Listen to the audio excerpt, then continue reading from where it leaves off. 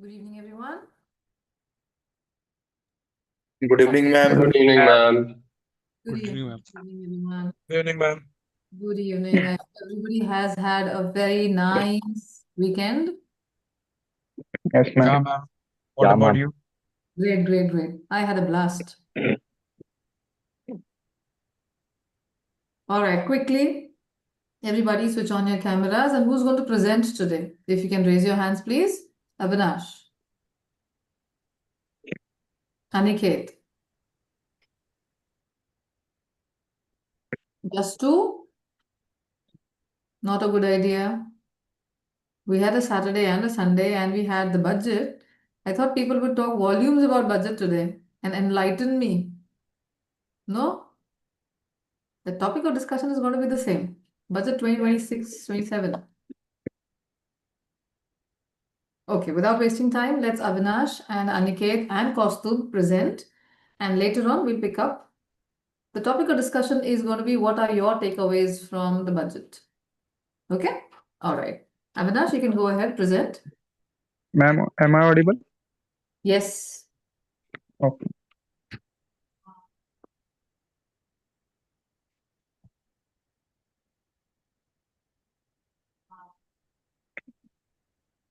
Yes. So, good evening, forum. I want to highlight news about auto industry. So, majority sales are out for the auto industry in the January month of 2026. So, we can see that sales are on a strong note for majority companies in auto sector. So we can see that the sales as per the company. So firstly we see Tata Motors. So Tata Motors sold 70k units in January 26 as compared to 50k units in December 25 with a rise of 46.1% year on year growth. So major selling models for Tata are Nexon, it is around 23k units, and Punch around 19k units. Secondly, talking about M&M, it has sold around 63k units in January 26 with a 25% year-on-year growth, and with 19% growth in cumulative SUV sales, it was around 440k units. Thirdly, talking about Hyundai, it has sold 59k units in January 26 along with 9.5% year-on-year growth and exports of around 14k units. So major drivers for Hyundai Venue subcompact. So it has a sales around 12.5k units and Aura sedan around 8k units.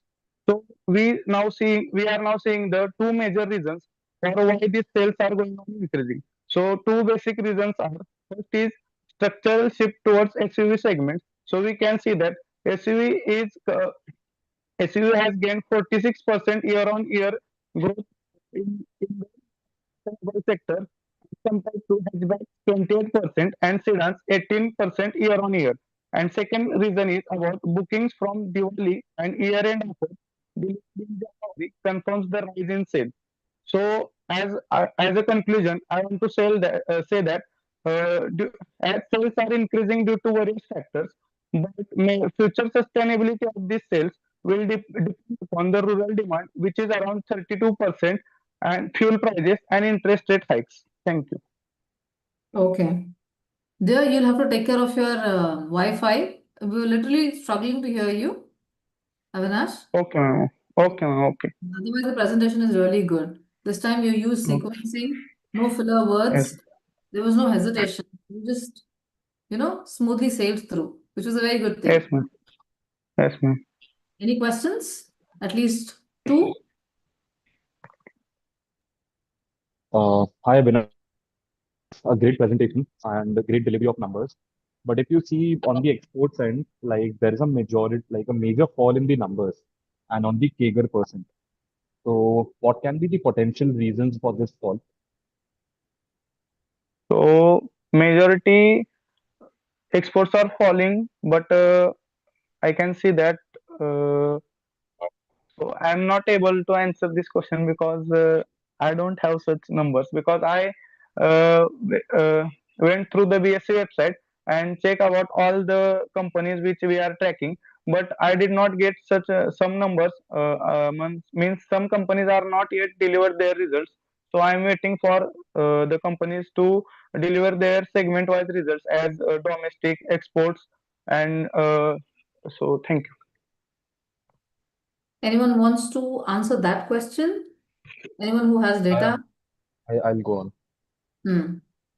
So if we see like there is a war between the tariff and there is a war between land as well, between Iran and US, which is hampering these all supply chains. And the US, which has imposed tariff across the globe, is hampering the demand in the US as well. And if we see our major exports are in the Latin America and the Africa region. And due Okay. to year end and due to you can say the cycle which repeats on the new year, that has tampered this sales decline. And second reason can be this tariff war. Okay. Okay. Okay. Is it satisfactory for Yes, everybody else? ma'am. Okay, great, great. Any other question? All right. Aniket, you can go ahead. Share your screen, please. Sure, ma'am.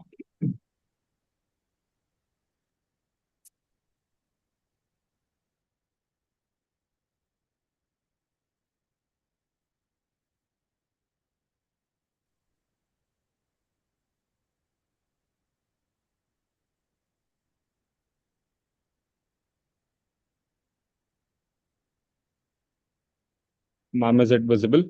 Yes. Yeah. So, good evening, everyone. I'll be talking about the union budget and specifically on the tourism sector, what has impacted and what all new things which came and delivered by our FM.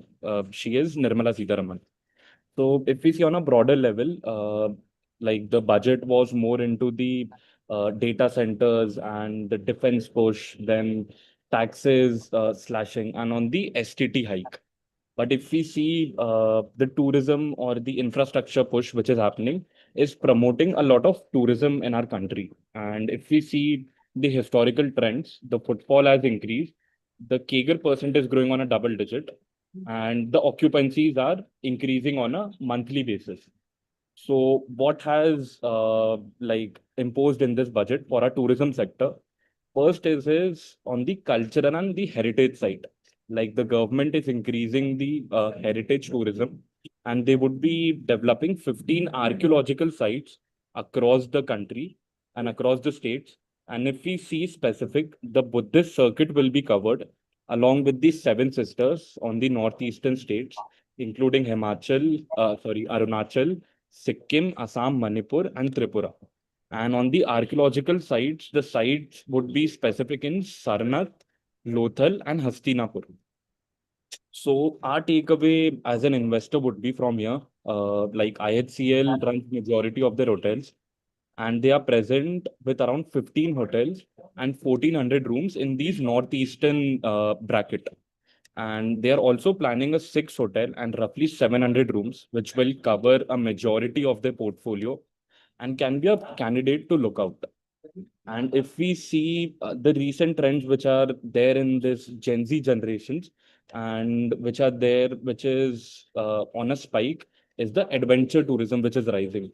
Like people are going more into the experiences like the trails, trekking, then you can say paragliding and this river rafting. So the adventure tourism is growing a lot and on a double-digit pace. And the states which are covering this are Odisha, Karnataka, Kerala, and on the mountain side would be Himachal, Uttarakhand, and Jammu Kashmir. So what government is doing, government is increasing a lot of infrastructure in these states. And if we see the stocks or the companies which would be benefiting from this would be IHCL again, because it's a market leader, roughly around 200 keys in these coastal adventure regions and a good ARR of around 25,000. Coming on ITC on a mid scale to a high scale, Dharamshala they are covering with around 64 keys and 1,800 average room rate. So this would be supporting trekking and the paragliding demand in the Himachal and in the Bir Billing region, which is there in Dharamshala. Coming to EIH operates Oberoi Hotels, again a luxury, you can say a property. They cover tents in these regions, in Ranthambore specifically, and a good ARR commanding about 85,000. And again, Chalet in the mid scale, they have exposure of about 256 keys and about 24,000 ARR. So my takeaway from this article would be like government is giving a push towards tourism. So it is backed by good data points, infrastructure spending, and also a big institution money is flowing into these companies. So this can support earnings, cash flows, and near-term visibility for these companies. So we can look out for these companies for investing purposes.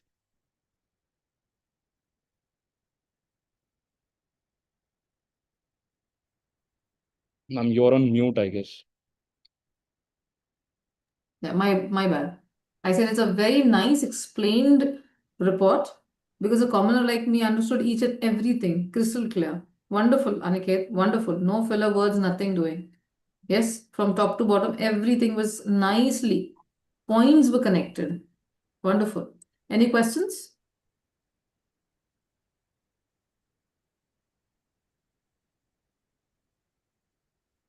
Pilgrimage is given a demand due to certain reason, is it? Sorry, ma'am. Pilgrimage is given a little impetus. Are there specific reasons? If we see the recent trends, ma'am, like the smaller tier 2 and tier 3 are growing on a rapid pace. And Okay. the growth for these cities are the religion and the pilgrimage tourism, which is increasing.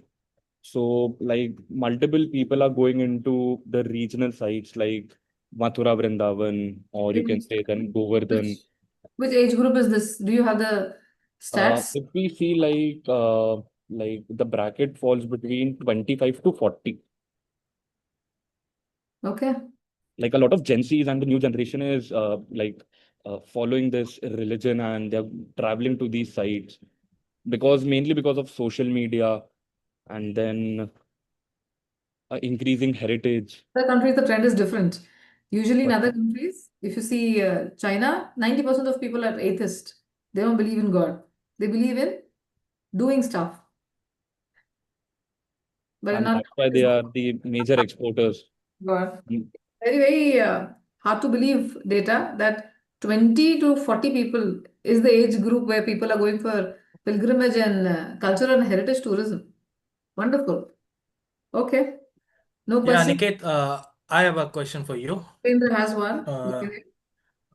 okay, so Aniket, recently we saw that in Uttar Pradesh, tourists are it's breaking their record month on month, year on year. It's a recording highest ever. correct. So it's still a a big door for the opportunity. So why they are not investing in? They are not announcing to open new leisure friendly hotels or business friendly hotels in Uttar Pradesh. Only they have in the portfolio 7 business friendly hotels and 7 leisure friendly hotels. So can you please explain why they are not focusing on Uttar Pradesh? Like if you see Uttar Pradesh, as you're correct, it's an interesting one. And if you see the data points as well, like from the inauguration of Ayodhya, that is the Ram Mandir, the footfall increased multifold. And the company is also seeing this as an opportunity. If you see the con calls for Leela Palace, they are in the upper and upscale segment. And they're like the palaces, they command ARR in their palaces. So their palace is coming in Ayodhya. Secondly, if you see IHCL, like their previous con calls, company is expanding into Uttar Pradesh, majority into Uttar Pradesh, because their reasons are a high population, then increasing regional and pilgrimage travel, and as you told, like the footfall is increasing. So companies are tapping that market as well, and they are seeing as an opportunity to invest and grow the business. Okay, thank you, Aniket. All right. Wonderful, Aniket. Answers are also prompt. Yes, go ahead, Kaustubh. We have Abhijit and Yeah, Trish also presenting later, followed by you. Go ahead. hello everyone. So you will have to forgive me if I'm lagging a little. I think my internet connection is not perfect. So just give me a minute, I'll share my screen. So hey guys, I just wanted to give a general review about the union budget. What Mhm. exactly were the factors which were interesting? What exactly was something which I felt? So control V control was something I even typed in the chat and people seem to be agreeing with me. And this is what I wanted to say because like from the perspective of budget, we are always expecting something to change or expecting something to impact us in at least a positive manner. The reason for the fall of the market was only because of the traders. They saw increase in tax of futures, an increase in STT, so they started selling because India has 80% of the FNO volume in the world. That's a huge point for them, and the government wants to shut it down because 9 out of 10 people make losses in it. That was the government's rationale in doing that. So the union budget is status quo budget, as I said, and I feel like it is important to have this position because there are a lot of things which are happening in the world right now, and we don't want to go too much, we don't want to go deep into something. And another point I would like to make, specifically in macro indicators, is that about fiscal deficit. So I think I have. So this was the image which was shared in the economic survey. So this is something the economic survey is presented during the budget. So it's the first half where they say what exactly happened in the year, and then they come to the union budget, which is what will happen in the following year. So this is the graph which they showed. Is the graph visible? Okay. So this graph showed, and the government proudly said that they have decreased the deficit. But from my personal perspective, I feel like this is an incorrect statement or incorrect rationale for them because the trade deficit is important for development. The government is not a profit oriented some corporation, so they are not looking for profit. So they need to have a higher deficit. So they need to borrow more. It's 4% now. So like they borrow 4% of the GDP. So that is my perspective on this. The take which economists have. So whatever I'm trying to say, like I'm not trying to disrespect someone on that take, but this is my personal take. I feel like the deficit which is decreasing should be increasing because we are a developing country now. And adding to what Aniket said, he also talked about the budget. So I feel like the capex which is happening now for the country to become a Viksit Bharat by 2047, which is stated again and again and again, I feel like the capex should be more than it naturally is. And this point will also directly affect the capex. So if they are giving back all of their money, so then who will be the people who will they spend money on?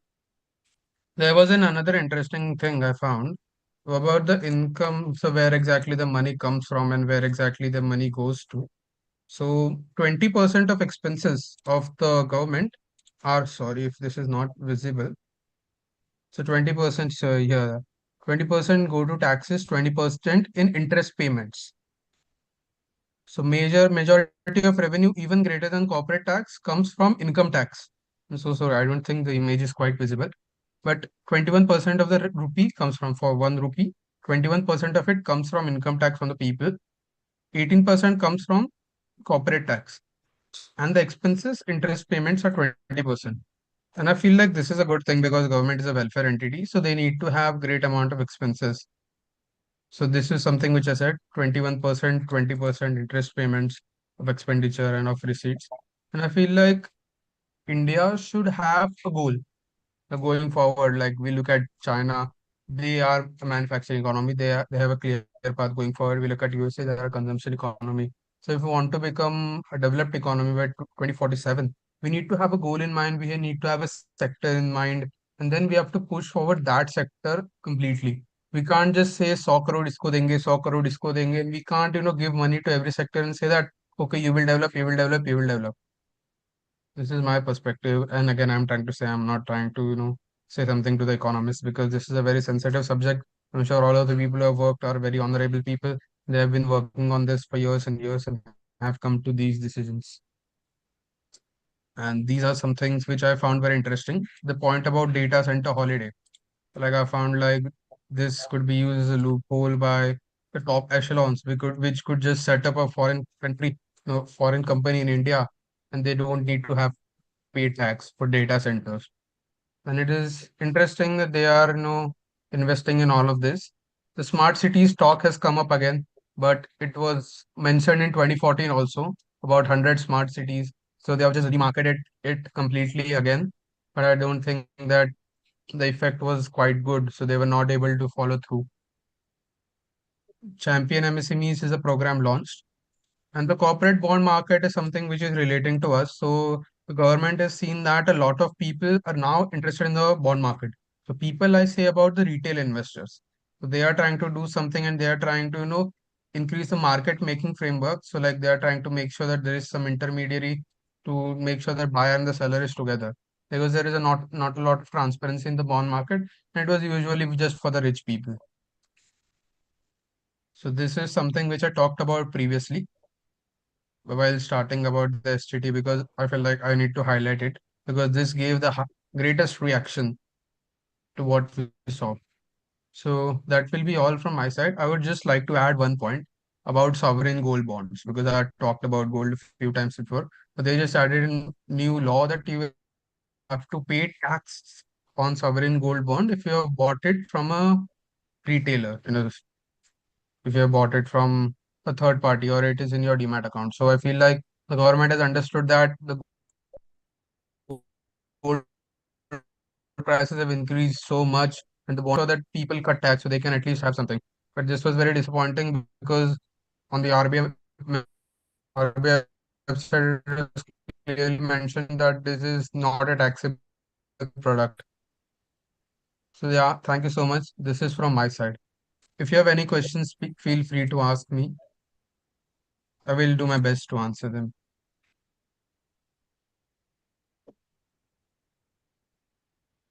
Yeah, Kaustav, can you hear me? Yes, Satya. But Yeah, I hope I he was audible. can't Sorry. hear. Yeah, it's clear now. Thank you. Sorry, I think I'm lagging a little because of the internet Yeah, today. yeah. My question is, I guess the expense on the government part was the second largest in interest expense, the 20%. So, don't you feel it's a bit concern because the second largest expense of government is going only for the interest payment? So, don't you think it's a concern going forward? Yeah, Shataran, thank you for the question. Great question. So that was one of my major concerns. What exactly the government is spending the money on is an important thing. So like for 1 rupee, 22% goes to states as taxes, which is the largest item, and the second item is 20%, which goes for repayment of interest as a form of interest, repayment of borrowing. So I feel like that is one major factor they will have to tackle no matter what, because they have taken a lot of borrowing. So they also need to expand into other factors. So they are, dilly-dallying all the interest payments. And another factor is that so because of the depreciation in the value of the rupee, so this will relate to the repayment because they have taken loans from outside India. I don't know if they've taken loans from IMF. All of these guys will definitely give the loans in dollars. They will have to transfer it and then they will have to repay it back in dollars. But they are not sitting on dollars, they are sitting on rupees. And I feel like that is one of the reasons why it has increased so much. And I feel like they will have to deal with this. So I'm not sure if I can give a correct recommendation to the government, but thank you so much for your question. Yeah. Thanks, Kaustav. No other question? Can we move ahead? Okay, great. Abhijit, you can share your screen and present. Actually, it's a newsletter and it's a same news about Maruti Suzuki. Yeah, sure. Please present. Others, please take notes and keep 2 questions ready.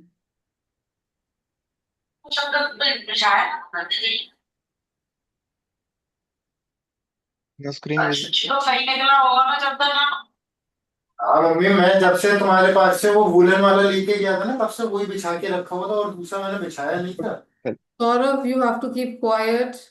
You have to mute yourself. कल ही मैंने My name is Abhijit Sonana. I'm going to present this newsletter related to Maruti Suzuki and automobile sector. Like it's about Maruti Suzuki slightly ahead in mid-size SUV market. Like Maruti Suzuki sold 72,310 units in September to December 2025. In the same time, Hyundai sold 67,740 units. Now the major difference is the Hyundai sold only Creta. The units were only from Creta. But Maruti Suzuki's 72,000 is came from two different cars, Victory and Grand Vitara. So maybe Maruti's production remains single most selling model. Sorry. This highlights Creta's pricing power and brand strength. So despite Maruti's broader portfolio. Now, one thing I understood that fuel mix risks for Maruti Suzuki because these two vehicles, the Grand Vitara and Victory, uh, those mid-size SUVs doesn't come in diesel segment. So most of the people in this segment try to purchase diesel because it's cheaper for them for longer drive. So around 55% of Tata Sierra, which is new vehicle by Tata, are booked around 70,000 within 24 hours of release, where diesel continues to account 50% of this mid-size SUV sales. Competitive intensity rising from Q1, that this sector one has so many new releases like Renault's new generation Duster, Sierra, Kia's new models, Seltos and Sonnets are gaining tractions.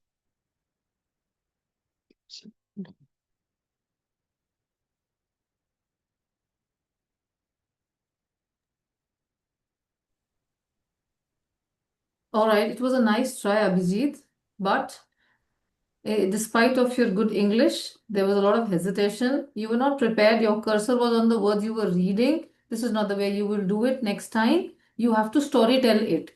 That screen which you're sharing is for us. Okay, the audience will read the screen, but you have to story tell what your matter is all about. Your number should be on your fingertips. Okay, and convey the point through a story. All right, the effort was really worth appreciating. Okay, next time when you come, prepare your script. No problem. Prepare your script, mirror it, and here you go instantly. All right. Okay. Any questions? Anyone? Yeah, ma'am. I have two questions. Yes. So, Abhijit, right, like you compared with Sierra, right? So, how that it stands with Sierra volumes? Like Sierra has a good amount of bookings, I guess. So, how does Maruti brand compare with the Sierra brand? Came in same segment, right? Like mid-size Yeah, SUVs. yeah. That's why. No, I'm asking, how does the volume stand with Sierra? Does the volume was better than the Sierra or anything comparable to Sierra's volume? I'm asking. When Sierra got released for bookings, uh, within 24 hours, 70,000 units were booked. Yeah. So I think Maruti Suzuki's both cars sold around 2,300 extra than that in these 2 months. Okay. So yeah. Okay, got it. But then Sierra has the better because it goes for Comparing to like like 1 day if ride. you Yeah. compare each vehicle, like Okay. Sierra and Victory and the other Maruti Suzuki car, Sierra have done better. Yeah. And my next question is, what are the upcoming midsize or SUVs from the Maruti company? Upcoming SUVs. So I can't answer that. Okay, fine. Thank you. Hey, Oh. Kshatriyan, would you mind if I try? Your Hmm. question, I Yeah. just want. Yeah, you were looking for the SUVs or the EVs because specifically, right, Tata Motors, the passenger vehicle thing, they are focusing on EVs. So they have 5 different EVs planned for the till 2030. So they're expecting one release almost per year. They have 2-3 names. I can send them to you. I can send them on the chat. I just wanted to just highlight that if this is what you're looking for, then I can send. Yeah, it would be better. I also asked for Maruti also, like for upcoming SUVs from Maruti also. For which company? Maruti. Yeah, I'll look. I don't think I know about that. I'll see.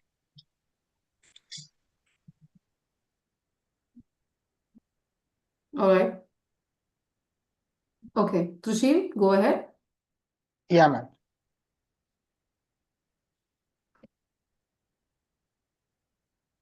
Is my screen is visible, ma'am? Just give it a minute there. Yes, it is visible. Yeah. So hello everyone. So today I'm going to present a Q3 report of Maruti Suzuki.